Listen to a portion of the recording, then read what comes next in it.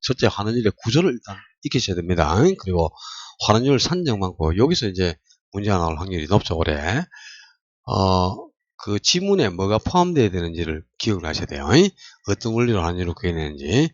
이 시장 추세법은 우리가 앞 시간에 비교 방식에서 가격을 평가하는 방법이 뭐죠? 비교 방식의 가격을 평가하는 방법이 뭔데? 떡이야? 먹는 거야?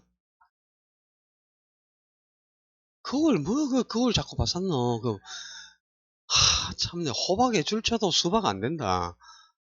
똑같다. 그러면 봐도 내나 똑같은데 뭘 그리 자꾸 보나. 뭐, 조상님이 딱 이렇게 만들어서 준 건데, 그제? 응. 내가 뭐, 이 나이에, 응? 그 다음에 또, 밖에 나가서 키가 크나, 얼굴이 잘생겼나, 그제? 뛰어난 게 아무것도 없잖아요. 근데 살아가는데 아무 하자 없이 살죠. 그죠? 별 지장 없습니다, 내가 뭐. 키가 5cm만 더 컸으면 지금 여기 안 있겠죠? 와이키키 해변가 있겠지. 잘 나갔는데, 잘 나갈 때도 많았는데, 어쩌다가 이게, 이 분필가루 먹으면서, 아이고, 참네, 그죠? 그, 앞 시간에 우리 비교 방식에서 가격을 평가하는 방법이 거래 사례 비교법이었거든요. 이 시장 추천법은 거래 사례 비교법하고 똑같은 원리로 환원율을 구해내는 겁니다. 그러니까 이제 시장에서 거래되는 사례를 추출하죠. 그 사례로부터 직접 환원율을 구하는 거야. 그러니까 지문에 반드시 시장에서 거래되는 유사한 사례로부터, 유사한 사례 부동산, 요 사례 부동산으로부터 환원율을 구해낸다. 요 말이 꼭 포함이 돼야만 시장 추천법이 되는 겁니다. 그러니까 사례가 없고서는 절대 환원율을 구할 수가 없는 거죠. 아니, 대상 부동산에서 직접 환원율을 구하는 게 아니고 사례 부동산에서 직접 환원율을 구해야 되는 방법. 요게 시장 추천법이에요. 그러니까 지문에 꼭 사례 부동산에서 환원율을 구해야 된다. 요 말이 포함돼야 됩니다.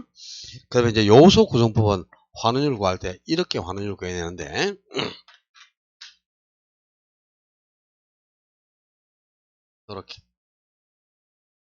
이렇게 이제 환원율을 구하는 게 요소 구성법이에요. 그러니까 요 순수율, 무위험률에다가 위험을 계속 더해가는 거죠. 위험 할증률을 계속 더하는 거야. 여기 이제 무위험률이 전개금이 열이거든요. 여기에 더하는 게 있고 이제 빼는 게 있습니다. 더하는 거는 위험 요소.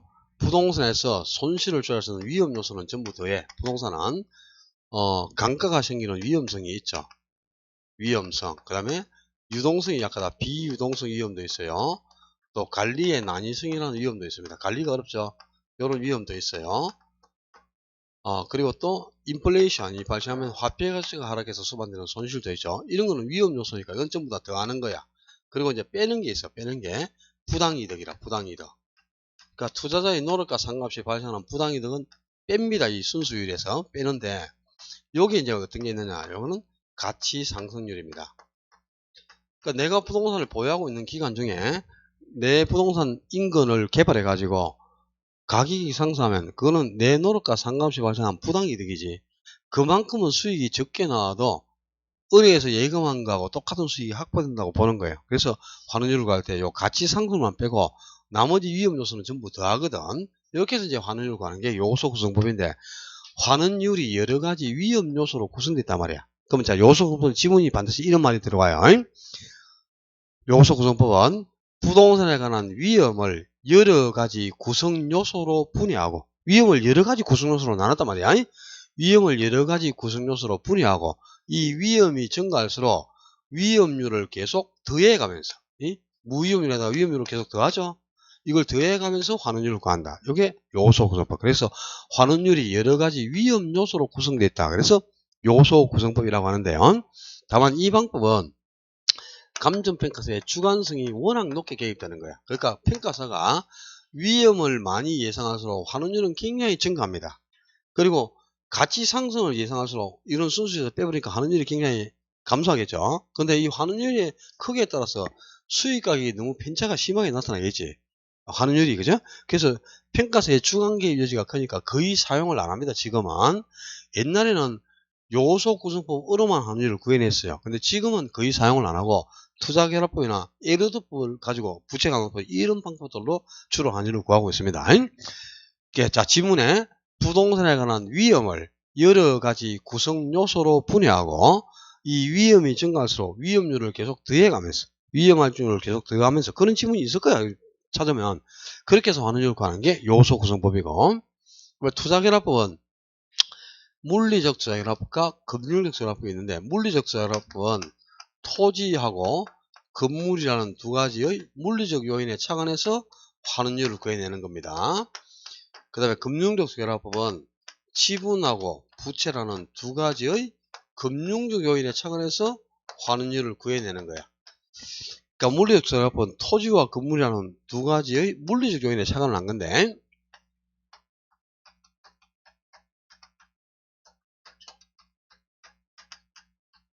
토지 가격 구성 비율에는 토지의 환원율을 곱합니다. 토지 가격 구성 비율은 토지의 환원율을 곱해주고, 그 다음에 건물 가격 구성 비율, 건물 가격 구성 비율에는 건물의 환원율을 또 곱해요. 거기서 두 개를 이제 가중 평균하는데, 이 앞부분에 토지 가격 구성 비율에는 토지 환원율을 곱했죠. 이게 토지에서 나온 수익이다 이렇게 보는 거고, 건물 가격 구성비율에는 건물의 환원율을 곱하죠. 이 뒷부분이 건물에서 나온 수익이어야 한다 이렇게 보는 거야. 무슨 말이냐? 자, 토지하고 건물이 구성된 복합봉쇄를 투자를 하고자 한단 말이야, 투자자가. 그러면 이 토지는 토지대로, 건물은 건물대로 수익을 창출할 수 있죠. 수익을 창출하는 능력, 수익 창출 능력이 토지는 토지대로, 건물은 건물대로 각각 수익을 발생할 수 있다 이 말이야. 1년에 건물에서 6천만원 수익 난다고 토지에서도 똑같이 6천만원 수익 나는 게 아니죠. 토지하고 건물은 수익 창출 능력이 동일하다 다르다. 수익을 발생하는 능력이 동일할까 다를까? 다르다 이 말입니다. 토지는 토지대로, 건물은 건물대로 수익을 창출할 수 있어. 토지와 건물의 수익 발생 능력이 동일하지 않고 다르기 때문에 토지에서 나오는 수익과 건물에서 나오는 수익은 분리될 수 없는 것이 아니고 분리될 수 있다라고 보는 거야. 두 개의 수익이 각각 토지 수익 따로 건물 수익 따로 분리될 수 있다라고 보고 토지 수익과 건물 수익을 분리해서 계산하는 겁니다. 이렇게 해서 요 두 개의 수익을 합친 만큼 수익이 나온다면 투자하겠다 이런 뜻이라. 자, 그러면 이제 물리투자법은 초점이 그죠? 요 다르다라는 용어를 동일함에 이렇게 고쳐서 나오고 분리될 수 있다를 없다 이렇게 고쳐서 나와. 여기가 초점이라 그냥 다르다 하고 있다 그게 동그라미를 딱 쳐야 돼. 분리될 수 있다, 다르다 여기에. 금융적 투자도 마찬가지입니다. 우리가 투자를 할 때는 투자 금액이 지분만으로 구성되는 것도 아니고 부채로만 구성되는 것도 아니에요. 지분하고 부채를 항상 합쳐서 투자를 하게 됩니다. 그러면은 투자 금액이 지분도 있으니까 지분에서도 수익이 나야 되고 부채에서도 수익이 확보돼야 되겠죠. 그러니까 지분 비율, 내가 투자한 돈 지분 비율에는 지분 배당률만큼은 수익이 나와야 한다라고 봅니다. 그리고 또 빌린 돈 저당 비율, 저당 비율이나 뭐 대부 비율 같은 말이에요. 저당 비율에는 우리가 돈을 빌렸으면 원금과세를 갚아가야 되죠. 원리금 상환 능력을 평가한 게 저당 상수지. 저당수가 원리금을 구하는 개수니까, 그죠? 요만큼 수익이 나와야 한다고 보는 거야. 그러니까 요 이제 지분 배당률이 지분 투자자가 요구하는 수익률이 되고, 저당 상수가 저당 투자자인 대출자가 요구하는 수익률이 되는 거야. 그러니까 지분 투자가 요구하는 수익률은 지분 배당률만큼을 원하고, 저당 투자는 저당 상수만큼의 수익을 원하니까 지분 투자자의 요구 수익률과 저당 투자자의 요구 수익률이 동일하다 다르다. 다르잖아. 지금 하나는 지분 배당률, 하나는 저당 상수. 서로 원하는 수익률이 동일하지 않고 다른 겁니다. 그러니까 지분 투자자와 저당 투자가 요구하는 수익률이 동일하지 않고 서로 다르기 때문에 지분에서 나온 수익과 저당에서 나온 수익은 분리될 수 있다 없다? 있다라고 보는 거야. 분리될 수 있는 거야. 그래서 지분 수익 따로, 부채에서 나온 수익 따로 두 개의 수익을 분리해서 계산하는 겁니다. 이게 금융투자결합법이야. 그러면 여러분이 기억할 포인트는 딴 거 없어요. 투자결합법은 물리적 투자결합법이든 금융적 투자결합법이든 요 토지와 건물의 수익 발생 능력이 동일하지 않고 다르다. 또 저당 투자가 요구하는 수익과 지분 투자가 요구하는 수익이 동일하지 않고 다르기 때문에 수익이 분리될 수 없는 게 아니고 있다라고 보는 겁니다. 그게 투자결합법인데, 그러면 요걸 다르다를 동일하며 이렇게 고치거나 있다를 없다 이렇게 고쳐서 나오는 거야. 여기가 초점. 딴 거 없어. 그냥 요거 기억하면 그냥 한 개 맞춰요.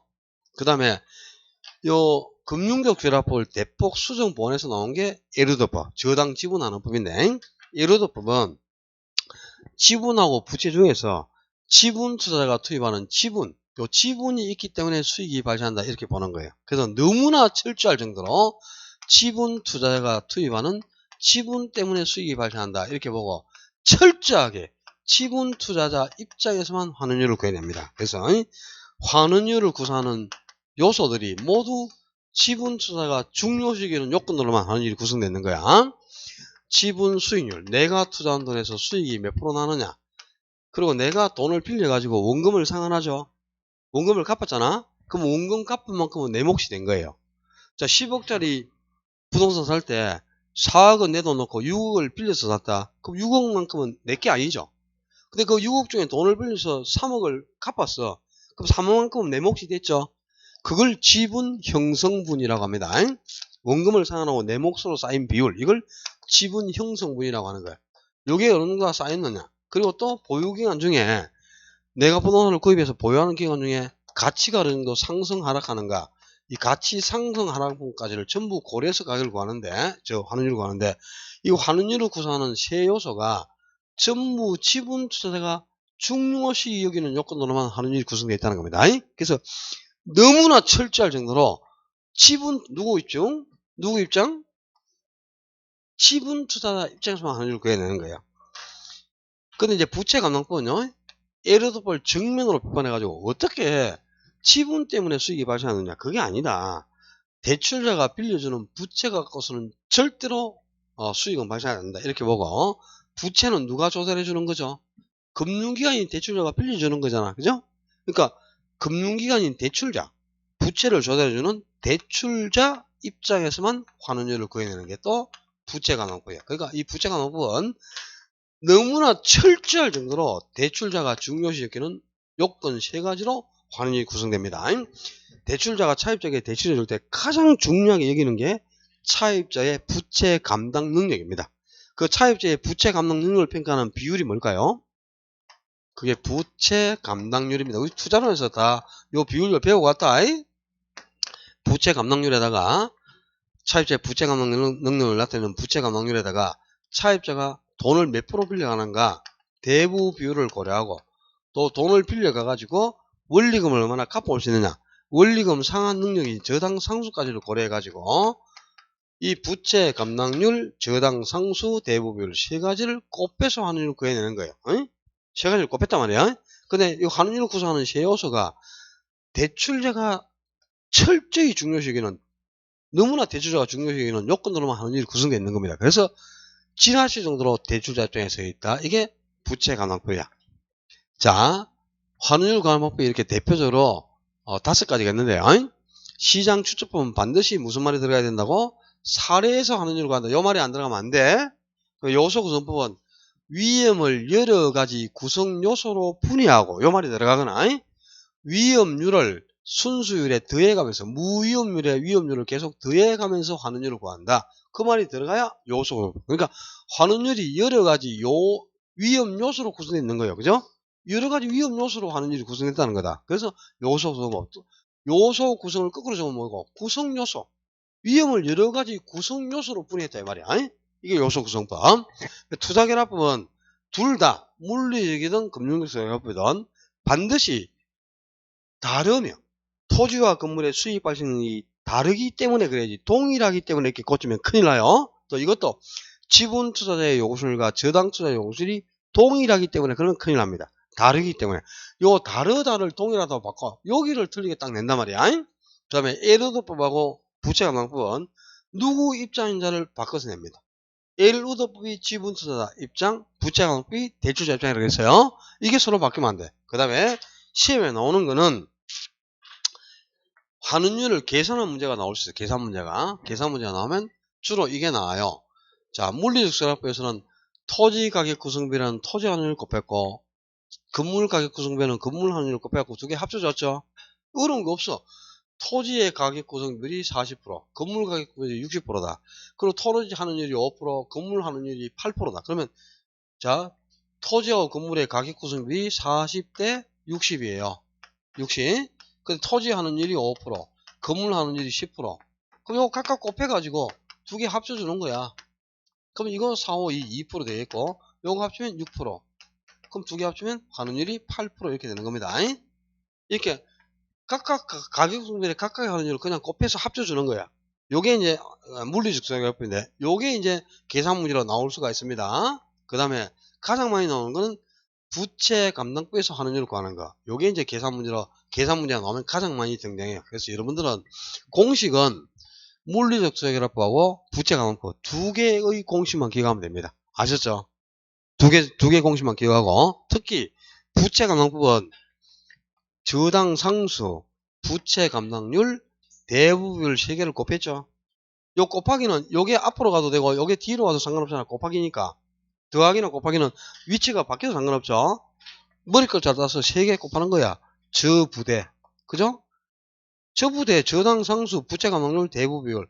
요 세 개 곱해갖고 환원율 구하는 거. 이게 부채 감당법이로. 저 부대 이렇게 외워. 저 부대 세 개 곱해서 환원율 구한다. 부채 감당법. 올해 예상되는 거는 요 환원율 산정 방법. 이걸 가지고 한 개를 내거나 환원율의 구조 자체를 가지고 한 문제를 낼 수 있습니다. 환원율에 대한 설명으로 틀린 것은 이렇게 딱 내고, 환원율은 부동산 가격에서 순영업 소득이 차지하는 비율이다. 맞습니다. 또 환원율은 순수율의 위험률이 가산된 복합율이죠. 두 개의 율로 구성되어 있잖아. 그죠? 그리고 환원율은 자본술과 자본회수율의 합이다. 그리고 환원율은 무위험률이 상승할수록 환원율도 상승한다. 맞습니다.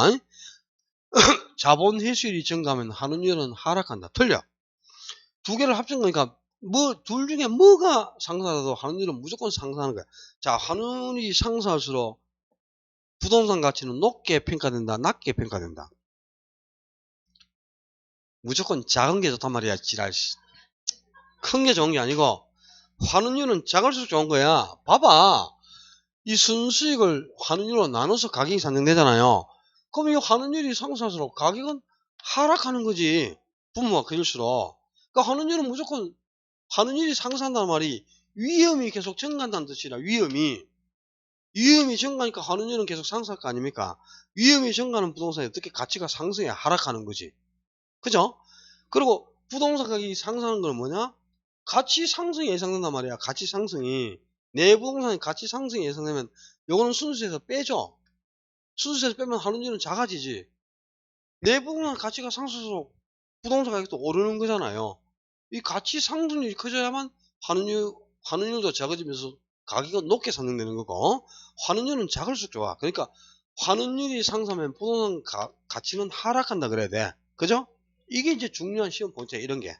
서술형 문제가 나오면. 그래서 올해는 요 환원율에 대해서 한 개 정도를 예상하고 대비적으로 시험은 수입 방식은 끝.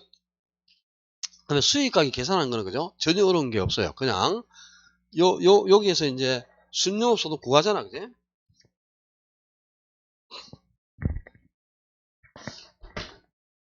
위에서 대입해 오면 순영업 소득 나오죠? 그럼 순영업 소득을 그냥 환원율로만 나눠버리면 되는 거야. 그럼 수익가격이잖아. 그죠? 이게 얼마나 쉬운지 한번 해보자. 자꾸 내보고 저 새끼는 전부 쉽다 한다 이러지 말고. 자, 526쪽에 526페이지에 예제 한번 봐. 이거 재작년에 나온 문제 32회 때 다음 자료를 활용하여 직접 환원법으로 선정한 대상 보고서의 수익가액은, 지금 우리 간편규칙이 가격으로 표현을 안 하고 가액으로 표현했기 때문에 제가 전부 수익가액, 즉상가액, 비중가액 이렇게 표현했죠. 가격이라고 안 해요. 가격을 가액으로 규정해놓고 있단 말이야. 이 교재가 가격대 있는 거는 잘못된 거죠. 그건 오래전 자료니까 가액으로 다 고쳐놔야 되고. 자, 가능총소득이 지금 얼마입니까? 7천만원 주어져 있죠. 가능총소득 요게 7천만원 나왔어요. 7천만원이고, 그 다음에 공실손실이 가능총소득이 5%야. 그러면 7천에 5%니까 350이 공실손실이죠. 기사소득 없어요. 그럼 유효총소득이 얼마야? 6,650이 나왔죠? 그렇잖아. 근데 유효총소득이 6,650인데 영업경비는 유효총소득의 40%라고 그래서, 그죠? 그럼 6,650에 40%는 얼마고? 2,260만원이다. 그죠? 그럼 요걸 뺀 게 순영업소득이죠? 그럼 순영업소득은 3,990만원이 나왔죠? 순영업소득만 계산하면 된단 말이야. 요 대입하면 순영업소득 금방 나오잖아. 그럼 순영업소득이 3,990만원이라 3,990만원인데 환원율은 10%라고 나와있지? 밑에 10% 나올 때는 분자에 0이 하나 더 붙는다 그랬지? 그럼 3,990만원 영에 하나 더 붙으면 얼마고? 3억 9,900만원 이렇게 되겠네, 그지? 요게 수익 가격입니다. 아주 간단합니다, 수익 가격 구하는 거는. 이렇게 쉬운 문제를 찍고 나온다. 그러면 중개사 10개년 계획을 세워야 합격할까 말까요? 그죠? 이 정도 쉬운 계산 문제는 풀어야 되겠지?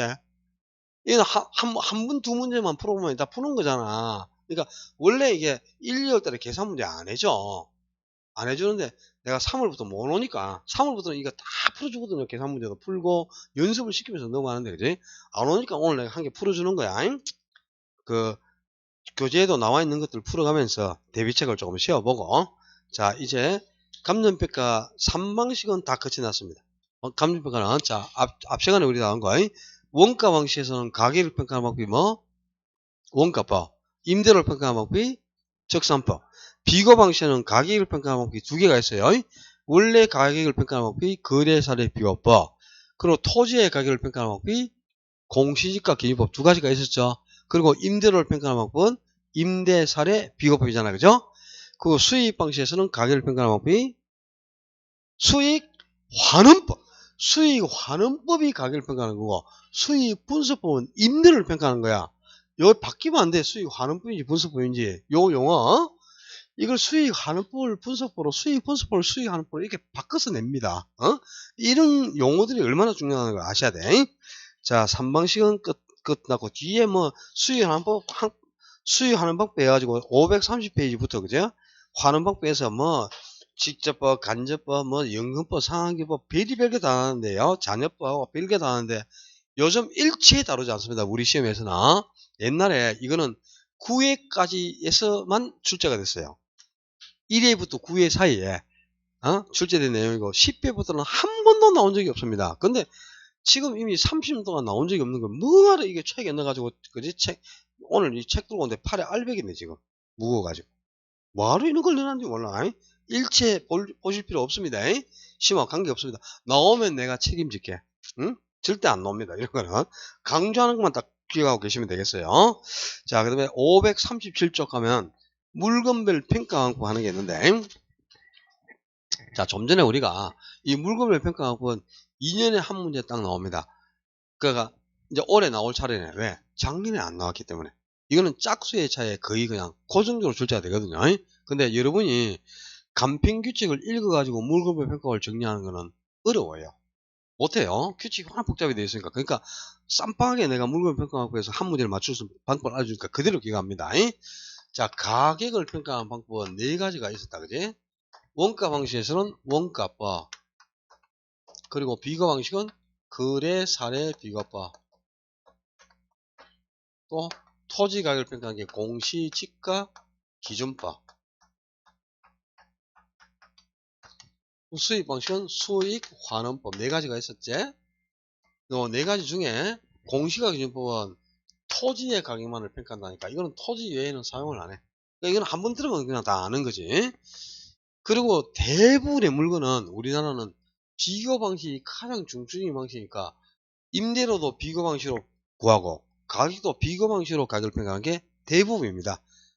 90% 이상 물건은 비교 방식에 따라 거래사례표로 가격을 평가합니다.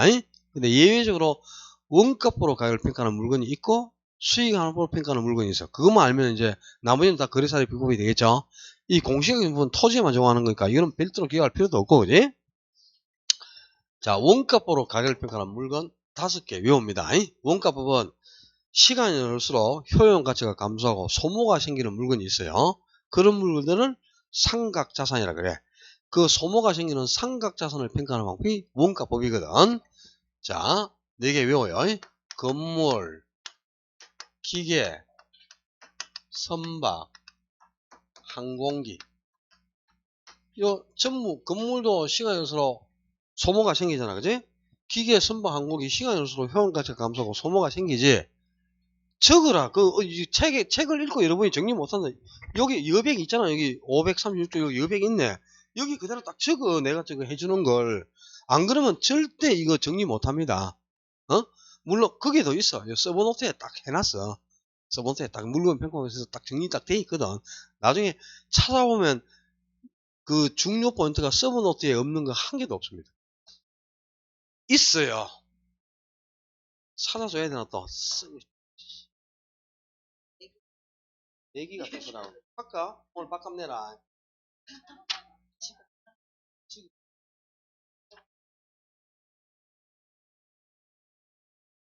없을 거라고.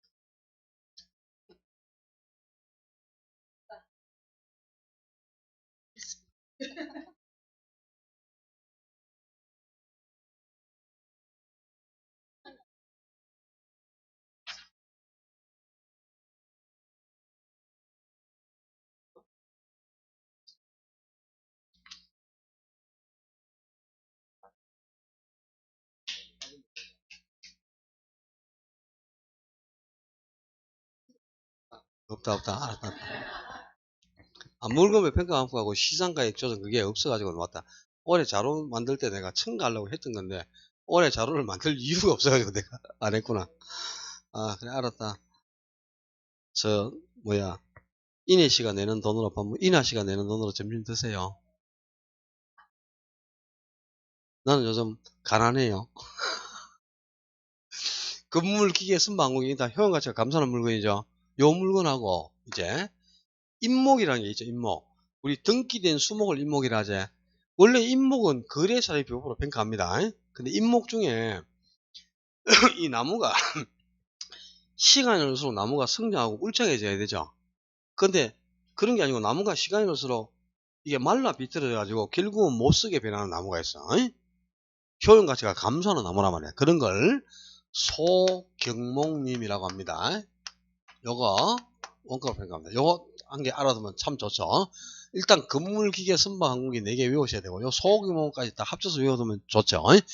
그리고 이제 수익하는 법으로 가격을 평가하는 거는 권리 무슨 건자가 포함되어 있는 거 있죠. 권리는 전부 수익하는 법이에요. 그러니까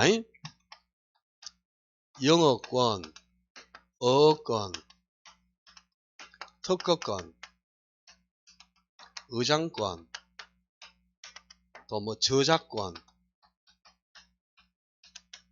광어권, 신용신앙권, 이 전부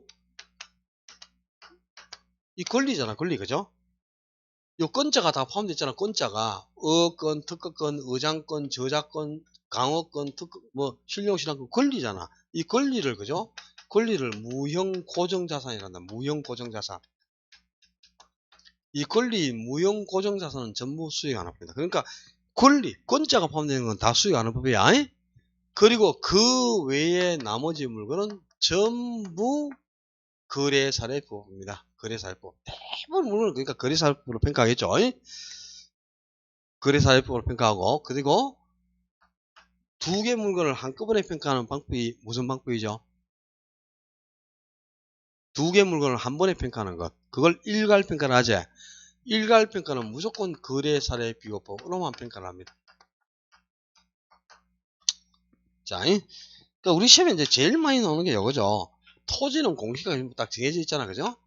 그럼 건물이 부동산을 대표하는 거 아니야? 토지와 건물이. 토지는 공시가격이고 건물은 뭐 원값. 근데 이제 이걸 그죠? 건물의 평가방법은 거래사례법에 따른다. 이렇게 이제 제일 틀리게 많이 나오죠. 그 다음에 최근에 이제 그러면 건물, 기계, 선박, 항공기 원가법. 권리는 수익하는법. 나머지 거래사례법. 끝났잖아. 그럼 자 가수의 평가방법. 여기 없잖아. 권리도 아니고 건물, 기계, 선박, 항공기가 아니잖아. 그럼 가수는 뭐 거래사례비법이라고. 염전의 평가항법, 거래사례비법, 자동차의 평가항법, 거래사례비법, 요 건물, 기계, 선박, 항공기에 포함이 안 됐잖아요. 권리만 어권, 광어권, 특허권의 평가항법, 수익하는법. 그 외에는 전부 거래사례비법이야. 요 건물, 기계, 선박, 항공기 4개 외우면 끝나는 거야. 그러니까 얼마나 쉬워. 토지의 평가하면 공시가 기본법이라는 거 다 아는 거고, 그지? 그럼 나머지는 뭐 염전, 과수원, 자동차, 동산의 평가항법, 거래사례비법 다 거래사례비법이야. 아셨죠? 물건 평가하고 그 다음에 이제 가격은 그러니까 대부분 거래사례비법으로 이렇게 평가를 하죠. 근데 자 임대료를 평가하는 방법도 있었죠. 임대료는 그죠? 아까 원가 방식에서는 적산법, 비교 방식은 임대사례비법, 수익 방식은 수익분수법이잖아, 그죠? 세 가지 방법이 있지만 그 중에서 우리나라에서 가장 많이 쓰는 중추식 방법은 뭐라 그랬지 아까? 그렇지. 비교 방식에서 임대료를 평가하고 임대 사례 비교법입니다. 그러니까 임대료는 임대 사례 비교법으로 평가하는 게 원칙입니다. 적산법이 아니고 임대 사례 비교법으로 평가한다. 그 다음에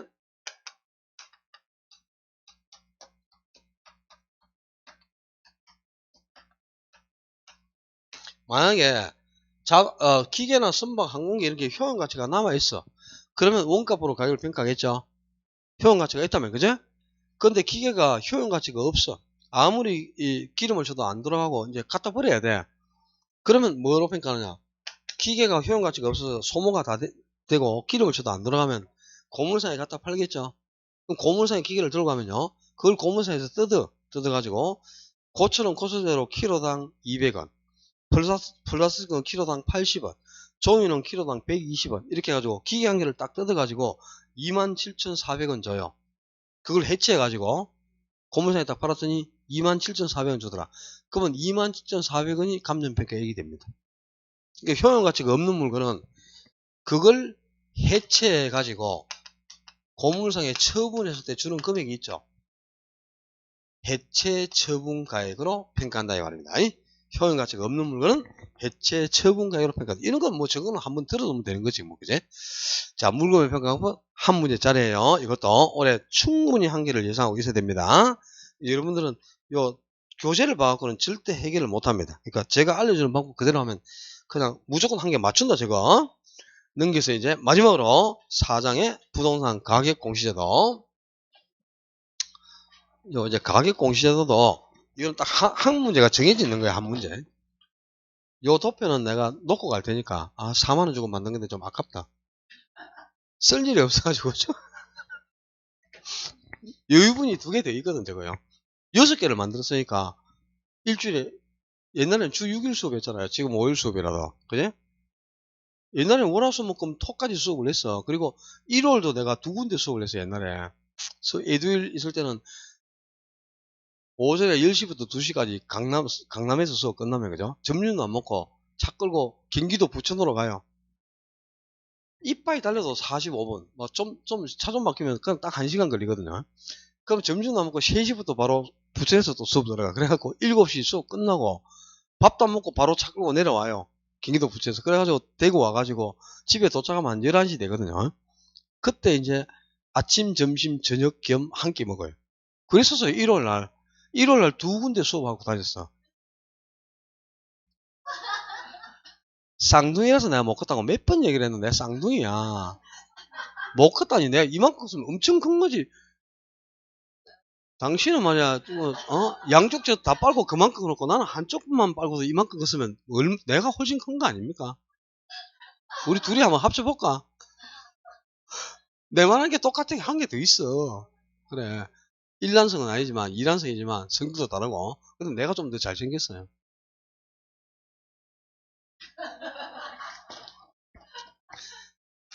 우리 누나가 애를 얻고 동네에 나가잖아요.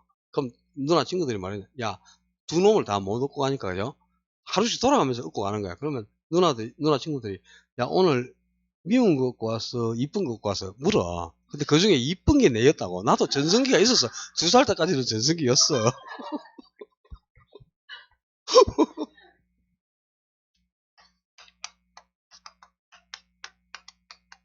이제 한 문제 딱 나오는 건데요.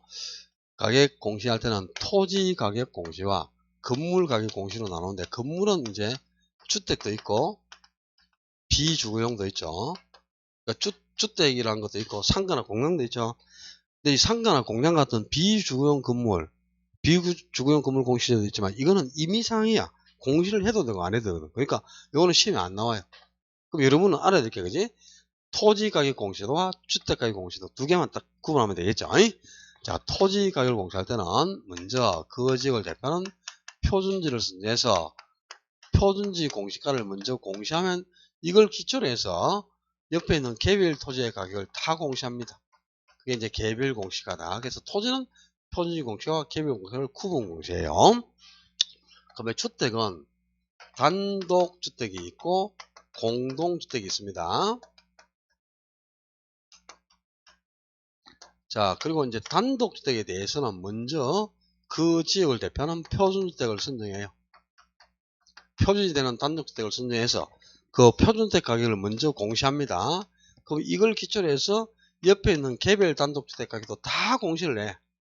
그러니까 단독주택은 개별주택 가격과 표준주택 가격을 다 공시하거든. 근데 공동주택에 대해서는 표준주택 자체를 선정하지 않아요. 공동주택은 표준주택이라는 게 없고 전국에는 아파트 중에서 900만 채를 무작위로 뽑아냅니다. 900만 채를 전수조를 통해서 그 900만 채 전수조를 통해서 추출된 아파트 가격을 공시하는데 그게 공동주택 가격이야. 그러니까 공동주택은 표준주택 가격이나 개별주택 가격이라는 게 없어요. 또 공동주택에 대해서도 당해지역을 대표하는 표준주택을 먼저 선정하여 표준주택 가격을 국장이 공시하고 시장구축장이 개별 공동주택 가격을 공시해야 한다. 이렇게 나오면 또 어디 같은지도 모르고, 그러니까 표준주택과 개별주택 가격을 구분해서 공시하는 거는 단독주택만 구분 공시한단 말이야. 공동주택은 표준주택하고 개별주택을 구분하지 않습니다. 이 공동주택에서 뭐 표준주택을 선정하니 뭐 개별주택 가격이 어떤 이런 소리 나오면 다 틀린 거다. 요게 이제 가장 중요한 포인트예요. 그 다음에 이 토지 가격이나 주택 가격을 누가 언제까지 공시하는가를 알아야 돼. 그래야 이제 나중에 이의 신청을 누구에게 할 수 있는가를 구분하게 됩니다. 자, 나중에 이의 신청은 공시한 사람한테 이의 신청을 해야 돼. 공시권자에게. 근데 공시를 할 때 잘 들어요. 여기 봐봐. 개별자가 들어가 있는 게 두 개야지. 개별 공시가와 개별 주택 가격. 나머지는 다 표준 공동. 개별자가 들어간 거는 개별 공시가하고 개별 주택 가격 요 두 개밖에 없지. 요 개별자 들어가 있는 거 두 개는 아래 사람이 공시를 해. 아래 사람. 똘마이가. 시장, 군수, 구청장. 시장, 군수, 구청장이 공시하고 그 외에 나머지는 전부 윗사람인 국토교통부 장관이 공시를 합니다. 그러니까 개별자 들어간 거 두 개만 누구 시장, 군수, 구청장. 그 외에는 전부 국장.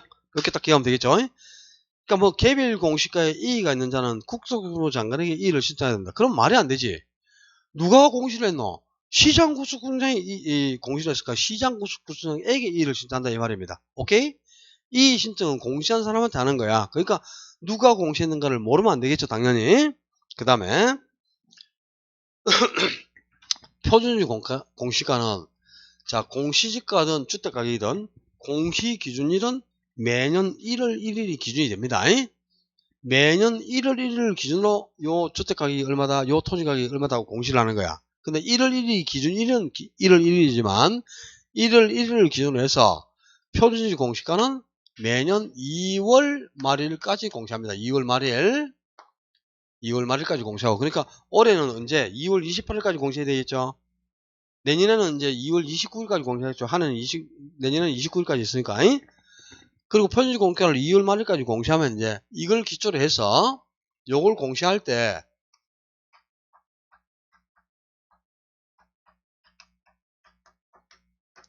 토지 가격 비준표를 작성을 해요. 국장이.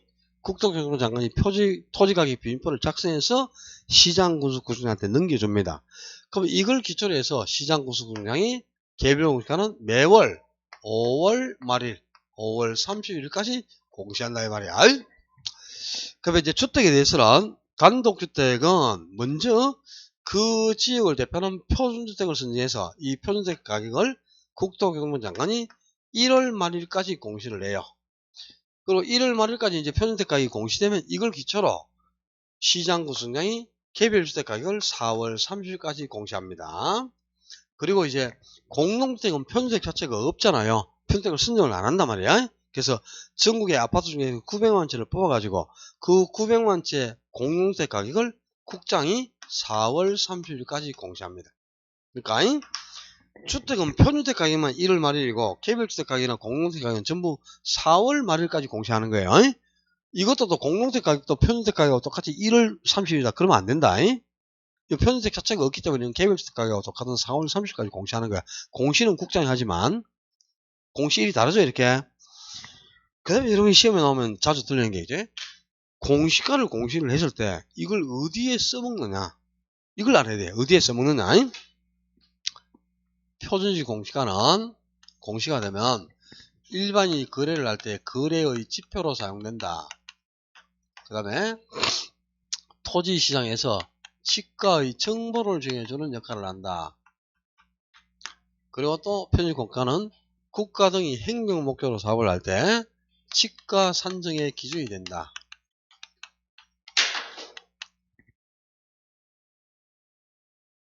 왜 그렇게 열 받아가지고 왜 네, 잘못했어요. 갑자기 부서서 던질 것 같으면 저한테 버리세요. 내가 다 처분해 주겠다. 요 지가 산정이라는 지가라는 게 보상금을 뜻하는 수용 보상금. 그러니까 국가나 지방자치단체가 행정 목적으로 산정하는 지가라는 게 토지를 수용할 때 산정하는 수용 보상금입니다. 보상금은 표준지 공시가를 기준으로 산정합니다. 개별 공시가 아니고 표준지 공시가를 기준으로 보상금을 산정하고, 그리고 또 감정평가사가 토지를 평가할 때 감정평가의 기준, 감정평가의 기준이 되는 건 표준지 공시가야. 개별 공시가 아니고, 요게 이제 여러분들이 가장 시험에 나왔을 때 많이 틀리는 게 요겁니다. 감정평가사가 평가를 할 때 감정평가의 기준은 개별 공시가를 기준으로 한다. 이렇게 표준지 공시가란 말이야. 국가 등이 행정목적으로 사업할 때 지가 선정의 기초가 되는 것은 개별 공시가이다. 아니고 표준지 공시가입니다.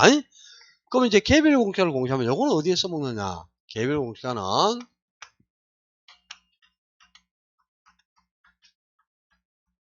세금 부과를 할 때 개별 공시가를 가지고 세금을 산정하는 거야. 그러니까 한번 생각해봐. 1000만원짜리 땅하고 평당 20만원짜리 땅하고 세금이 똑같이 부과돼서는 안 되겠지. 그죠? 그러니까 과세를 산정할 때 과세, 세액 산정의 기초가 되는 게 개별 공시가입니다. 그 다음에 국가가 개인에게 땅 빌려주잖아요. 그럼 사용료 받겠죠. 그 사용료도 개별 공시가를 기준으로 산정해야 돼. 1000만원짜리 빌려준 거하고 10만원짜리 빌려준 걸 사용료를 똑같이 받을 수가 없잖아요. 그리고 자, 이 주변을 정부가 싹 파헤쳐가지고 재개발을 했다고 가정해봐. 그럼 이 인근의 땅값이 막 폭등을 하잖아. 그죠? 그러면 지가 상승 이익이 생겼으니까 네가 그 이익의 일부를 우리 국가가 회수해 갈게. 그게 개발 부담금이라고. 부담금. 국가의 개발로 인해 인근 소유자가 획득한 이익, 그걸 환수하는 게 부담금인데요. 그 부담금을 산정할 때도 1000만원 땅값 오른 사람하고 10만원 오른 사람을 똑같이 부담금 부과하면 안 되잖아. 그지? 그래서 개별 공시를 기준으로 산정하는 겁니다. 개별 공시는 세금, 가세 산정의 기준이 되고 사용료나 부담금을 산정하는 기초가 된다. 그러니까 공시가가 공시됐을 때 이걸 어디에 써먹는가가 아주 중요하다. 또 그리고 공시지가든 주택가격이든 공시가 되면 누구나 이의를 신청할 수 있어요. 이의를 신청할 수 있는데 누가 이의를 신청할 수 있느냐?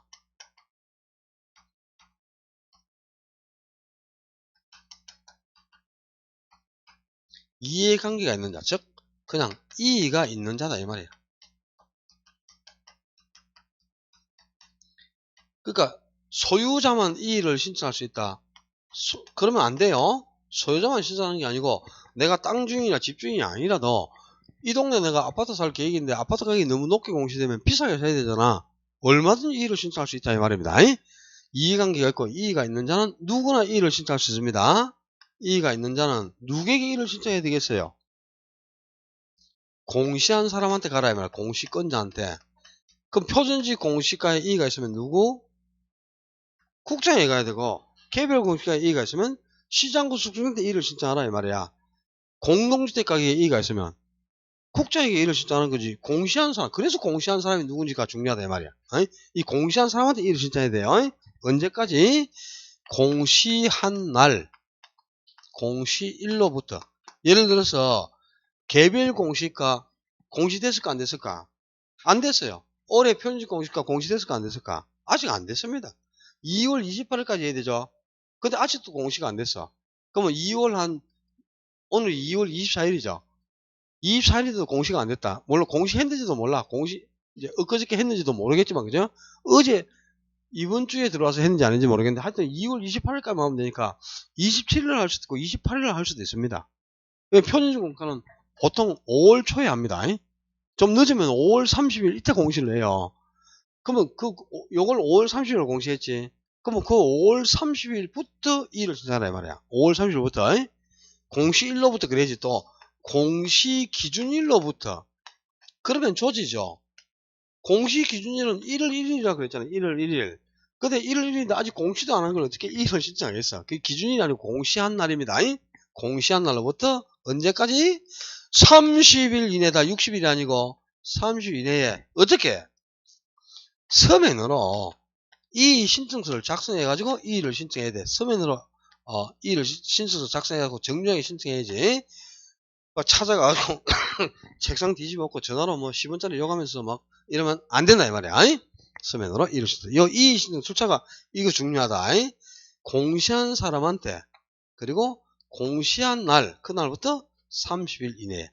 그래서 공시를 누가 하는 거를 꼭 기억하고 있어요. 가계 공시서는 이거 외에 나올 거 별로 없어요. 99%는 요 내용 중에서 나옵니다. 혹시 뭐 공시할 때 주택가를 공시할 때는 주택의 지번, 주택의 면적, 주택의 구조, 뭐 콘크리트 구조인지 철근 콘크리트 구조인지 면적이 뭐 500제곱미터인지 122.5제곱미터인지 108제곱미터인지 면적, 지모, 그리고 연면적, 사용 승인일 이런 걸 공시를 해요. 토지가격을 공시할 때도 토지의 지모, 토지의 형상, 토지의 지세, 주변 토지 이용 상황, 도로 상황, 교통 상황 이런 걸 다 공시합니다. 그런데 주택가격을 공시할 때 그죠?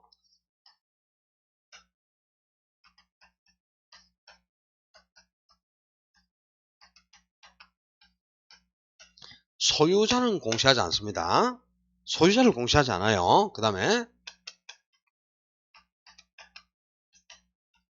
언제부터 사용 승인이 났느냐? 사용 승인은 공시를 해야 됩니다. 그런데 건축 허가일은 공시하지 않습니다. 허가일이 아니고 사용 승인을 공시하는 거란 말이에요. 사용 승인은 공시하지만 허가일이나 소유자는 공시 안 합니다. 요거 딱 기억하면 이제 더 이상 나올 거 없어요.